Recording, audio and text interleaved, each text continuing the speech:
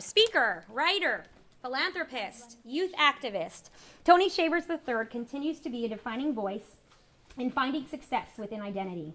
His spirit, inspiration, and life experience has led him on a journey of self-discovery where time and time again he has practiced his passion and gift in life of helping others. And with the release of his newly published book, Is Your Dream Really Worth It? Discover Your Passion, Purpose, and Plan, he shares the same chance at success with the world. From a young age, Tony has had a gift for making a real difference in people's lives. His power comes from being a voice for those who have none.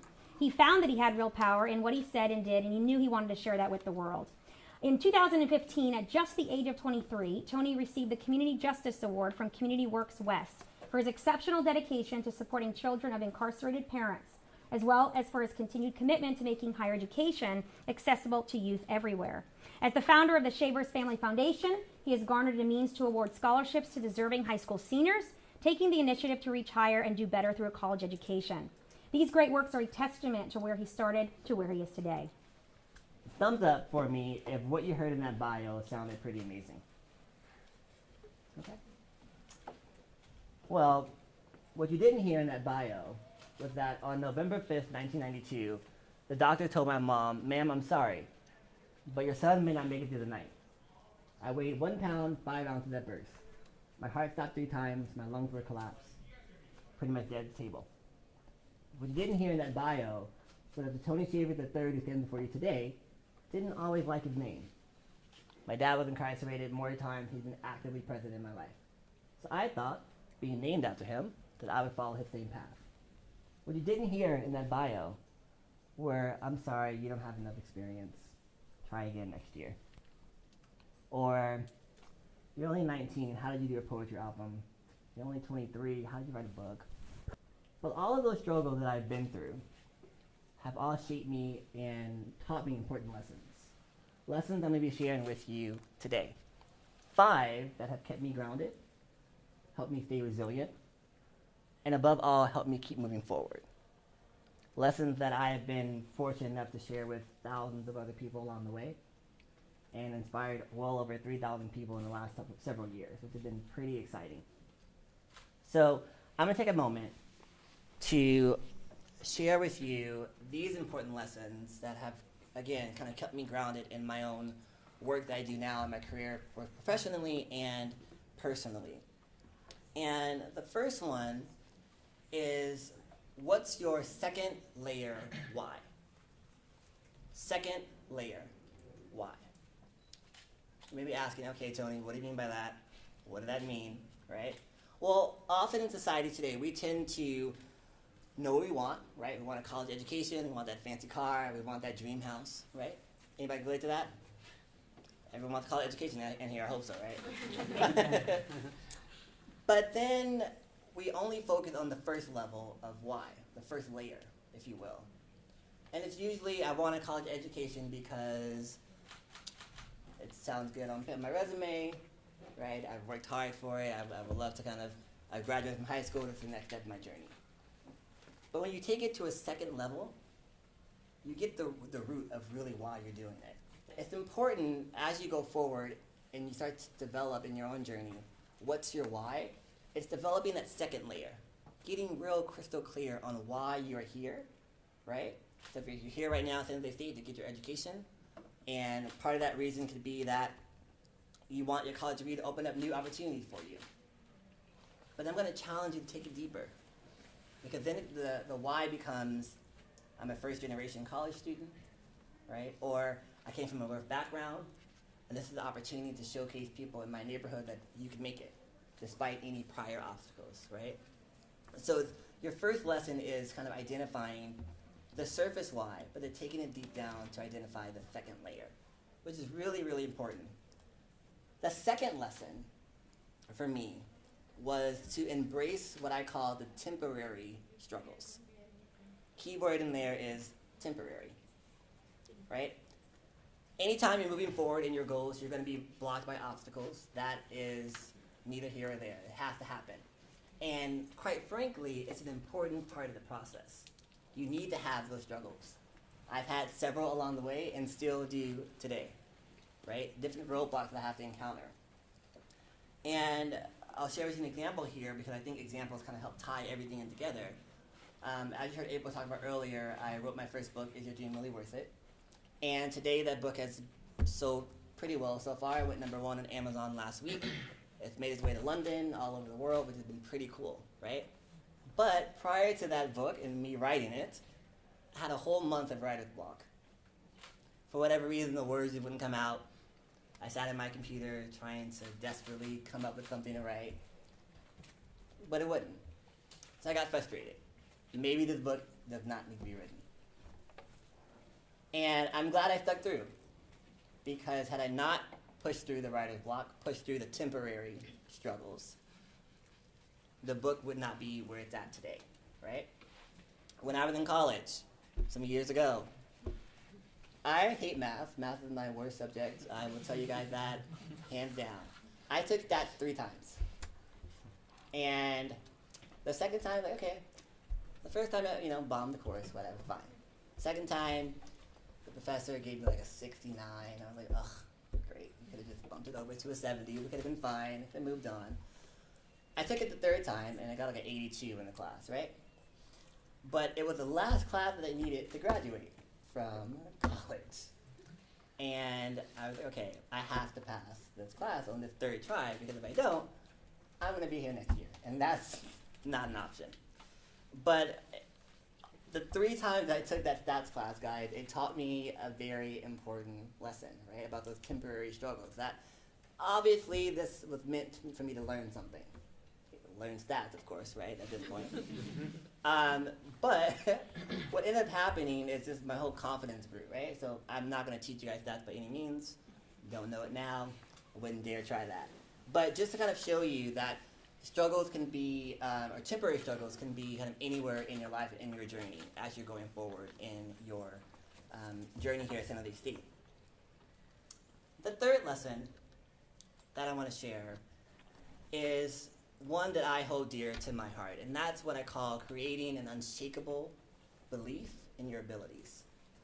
In order to create any kind of unshakable belief in yourself, it starts with building your foundation first. What do I mean by that? Well, I want to pose this question to you guys. Think about it. What do you owe yourself? Don't answer. Just think about it. What do you owe yourself? Because if you can answer that question, that begins to lay the foundation for your life moving forward, right? So I owe myself the opportunity to be able to build my passions, go after my goals. I owe myself that much credit. To be able to stop doubting myself, right? Even though it gets hard sometimes, I still do it occasionally, every now and again. But it's learning how to go from being uncomfortable to being unstoppable. To going from being cocky, right, to being confident. Right? Those are 2 totally different things. You have a lot of cocky people, I know a lot of them. Right? But there's a difference between, again, being cocky and being confident. When you're confident, you can stand up in a room like this, speak to everyone in the room right now, share your story. But when you're cocky, it comes off cocky, right?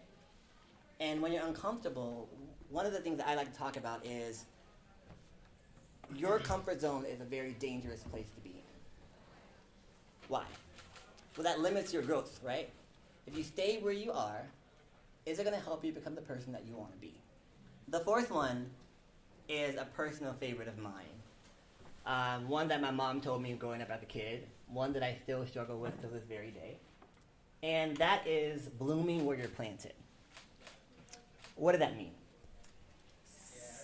Today, for our millennials, right, we are in this constant rotation of, I don't want to be here, move on.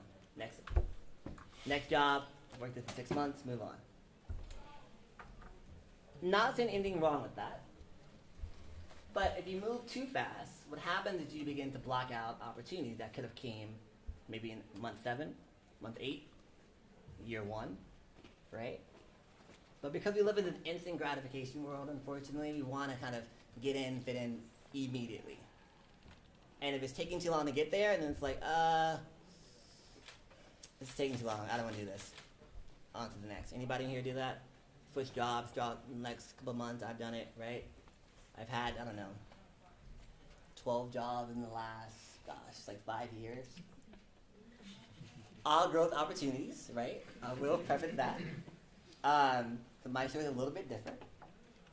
But it doesn't mean being complacent, right? It doesn't mean just, if you're bored somewhere, it doesn't mean just sticking out the boredom. If you honestly feel that no value is being put into you, then you need to make a decision to either move forward or find where you can add value, right? I'm going to share an example with you guys in a story that I love sharing.